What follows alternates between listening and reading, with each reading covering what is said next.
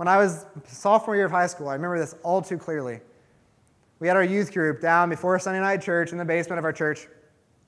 Beanbags, very tie-dye-ish walls, sponge, like very high school youth room-esque.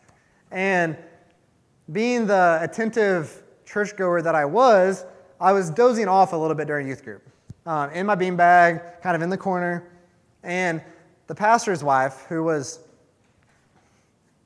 feisty to say the least, decided to wake me up by throwing a pencil at me. She had impeccable aim, and it hit me right in the side of the eye. Like, within a split second, it was like, I felt like my eye was the size of a softball. Like, couldn't see, it was black, freaking out, like, the pain, but freaking out because I couldn't see.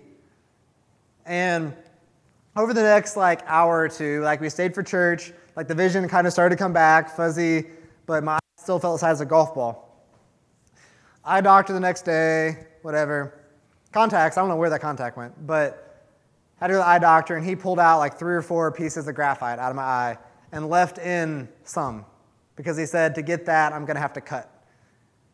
He went in with like awful experience, awful. Graphite, small pieces were left in my eye, very small pieces. A couple of years ago, I went to the eye doctor, and he could still see it. He said there's no reason to worry, it's just going to dissolve eventually. But very small piece. In my eyes, that was extremely significant. I wanted it out as soon as possible. And I was in driver's ed at school at the time, and I couldn't even drive for like 2 days because of this stupid pencil. A very scarring memory in my life. Like, oh, it's bad.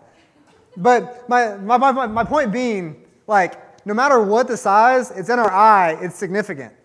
Like, it can be a splinter, it can be a speck. Jesus is not saying to ignore the speck.